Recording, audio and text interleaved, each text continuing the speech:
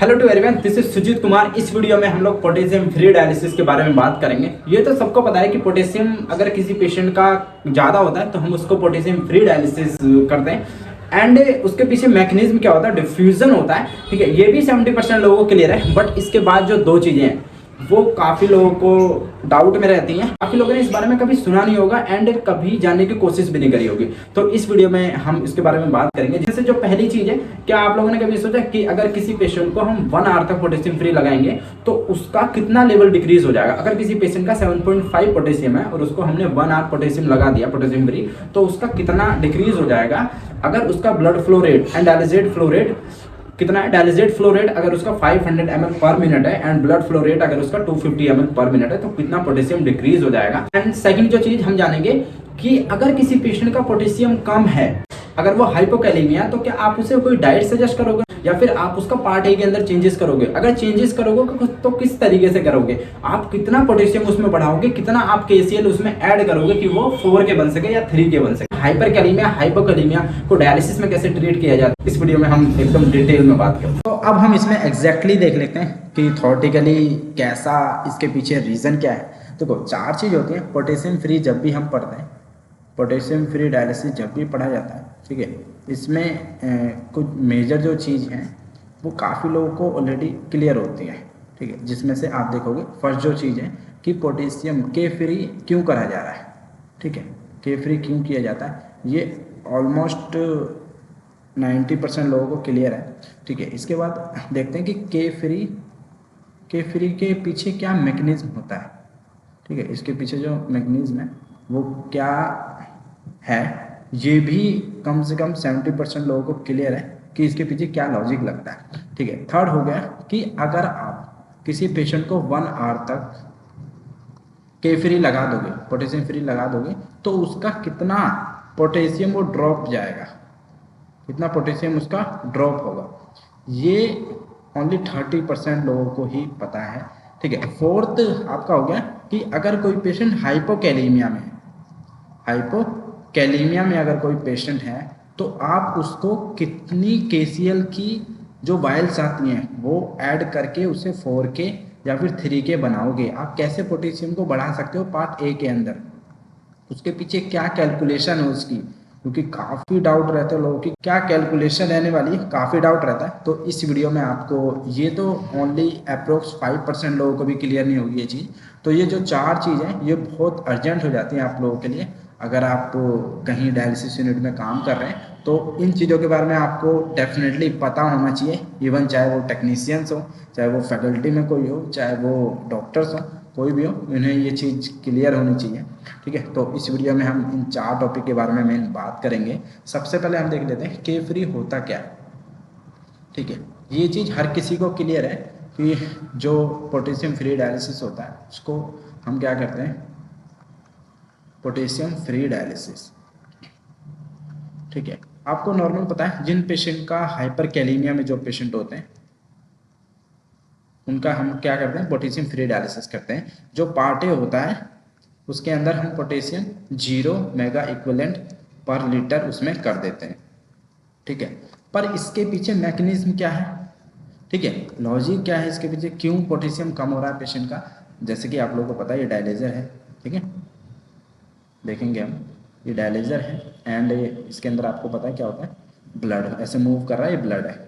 ठीक है, ये हो गया आपका ब्लड। ओके, और आपको पता है यहाँ पे क्या होते हैं, डायलिजेट होते हैं। आप देखोगे यहाँ पे क्या है, आपके डायलिजेट यहाँ से आउट जा रहा है और यहाँ से डायलिजेट इन जा रहा है। ठीक है, ये आपका डायलिजेट हो गया सारा।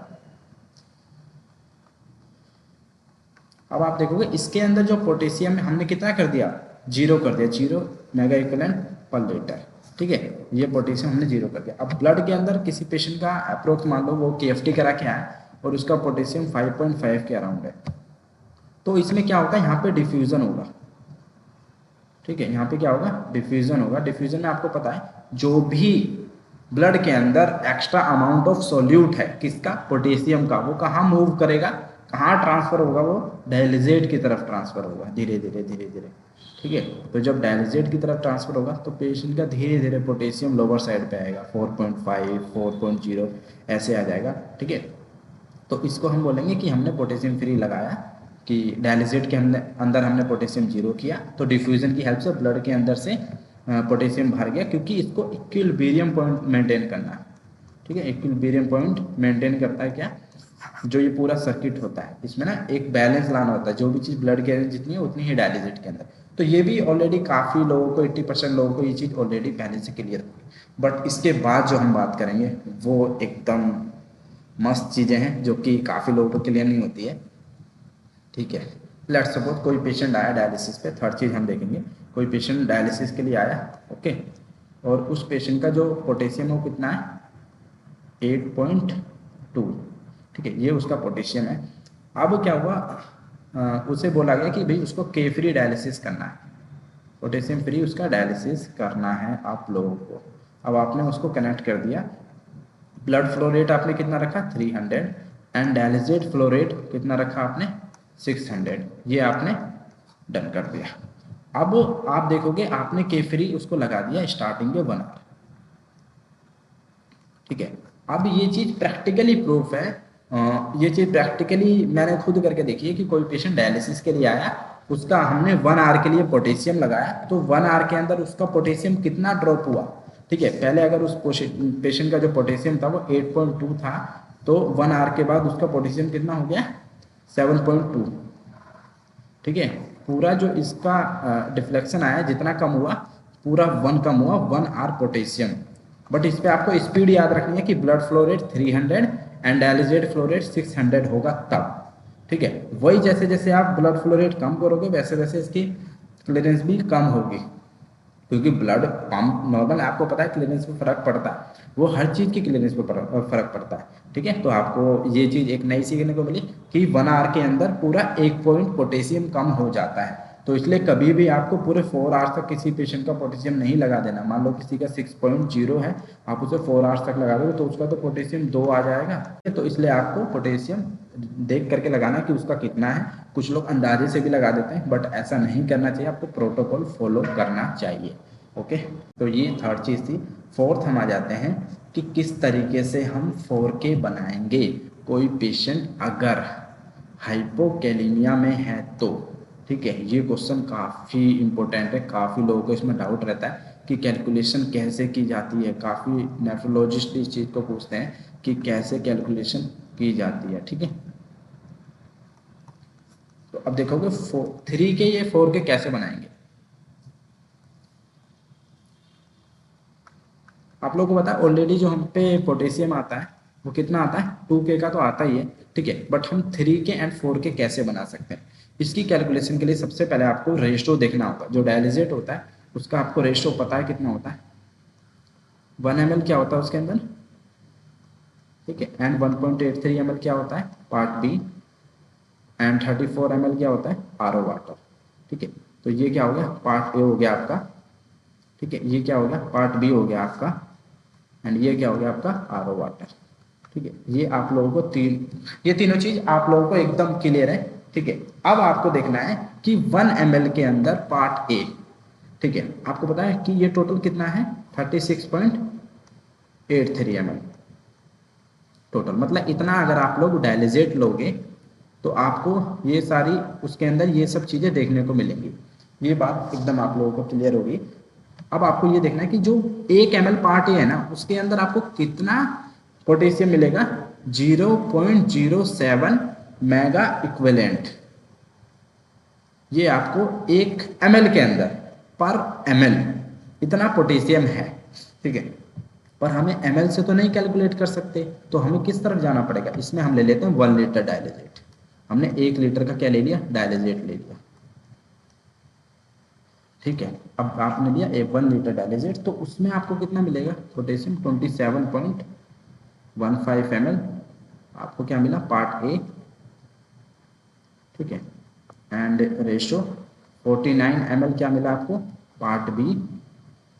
ओके, एंड लास्ट में आपका 923 ml क्या मिला आपको आरओ वाटर। ये 1 लीटर डायलिजेट का है। ठीक है, जो रेशो है 1 लीटर डायलिसिट का। अब आप देखोगे इसके अंदर 1 लीटर, आपने देखा होगा कैन पे लिखा होता है 2 मिली इक्विवेलेंट पर लीटर, ये आपकी कैन पे लिखा होता है जो आटे की कैन होती होगी, 1 लीटर में इतना है। तो आप देखोगे वो कितने लीटर की कैन होती है, 10 लीटर की कैन होती है। ठीक है, तो आपके पास ये कितना है, 10 लीटर की कैन में ये आपके पास है 20 मेगा इक्विवेलेंट पर लीटर। ठीक है, पर हमें क्या चाहिए, हमें भाई 3 के 4 के चाहिए। तो उसके लिए आपको क्या देखना पड़ेगा, सबसे पहले आप एक एम्पूल लो, एक एम्पूल लोगे किसका, इंजेक्शन केसीएल का। आपने लिया, एक एम्पूल के अंदर आपको कितना मिलेगा, इसमें एक एम्पूल में होता है 20 मेगा इक्विवेलेंट एक एम्पूल में मिलेगा आपको।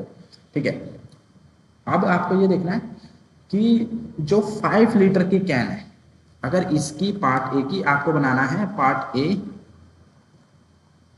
5 लीटर की कैन में, 5 लीटर वाली कैन में देखिए, वैसे 10 लीटर की आती है। हमेशा मैं ये सजेस्ट करूंगा कि आप जो हाइपोकैलेमिया पेशेंट के लिए जो भी पोटेशियम बढ़ा रहे हो 5 लीटर में बनाओ, क्योंकि वो हर किसी के काम नहीं आता, वो फिर वेस्ट जाता है। ठीक है, तो इसलिए 5 लीटर में अगर आप देखोगे तो 5 लीटर कैन में ऑलरेडी पोटेशियम कितना होता है, 368.3 मेगा इक्विवेलेंट। ये आपका टोटल 5 लीटर में हुआ, हमने इससे कैलकुलेट किया है इसको। ठीक है, अब आप देखोगे कि हमें क्या चाहिए, अब हमें बनाना है इसको, ये क्या है 2K, अब इसी को हमें 3K बनाना है। तो इसका जब आप डबल करोगे तो ये 4K बन के आएगा, बट हमें क्या चाहिए, अभी सिर्फ 3K चाहिए। मतलब कि अब हमें क्या चाहिए, 3K बनाना है, 3K बनाने के लिए आप कितना करोगे, इसके अंदर और कितना ऐड करना पड़ेगा, आपको ऐड करना पड़ेगा 184 मेगा इक्विवेलेंट के अराउंड। ठीक है, आपको कितना ऐड करना है, प्लस 184 मेगा इक्विवेलेंट के अराउंड। तो जब आप इसके अंदर कि 20 मेगा इक्विवेलेंट की एक केसीएल की, अब आपको 20 इंटू कितना करना पड़ेगा, 20 इंटू आप करोगे 9, तो आपका 180 मेगा इक्विवेलेंट निकल के आएगा आपकी 9 एम्पूल के अंदर, जो केसीएल की एम्पूल है 9। तो आप इसमें क्या करोगे,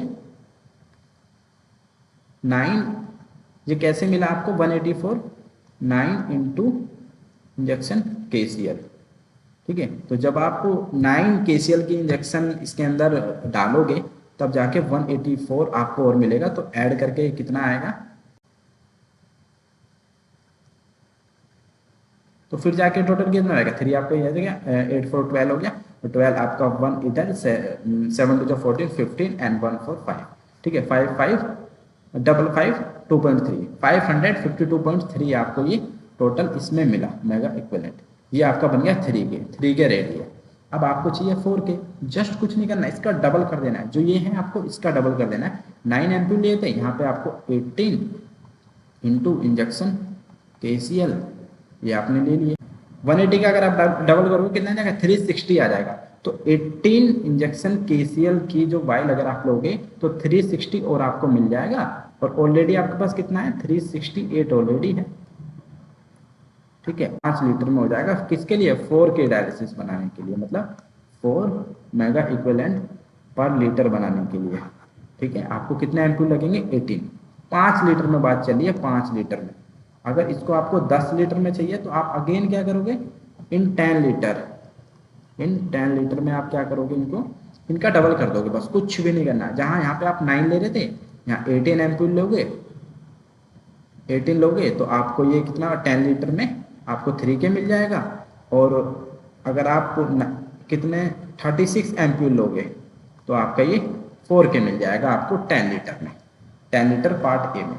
तो लास्ट में जाके कंक्लूजन क्या निकलता है, ठीक है, कंक्लूजन ये निकलता है जो कैलकुलेशन है इसके पीछे, कि अगर आप 5 लीटर वाली कैन ले रहे हो तो आपको उसमें 3K बनाने के लिए कितने एम्पूल डाल रहे हैं, 9 एम्पूल ऑफ केसीएल। ठीक है, ऑफ इंजेक्शन केसीएल। अगर आप 4K बनाओगे तो 18 एम्पूल ऑफ इंजेक्शन केसीएल।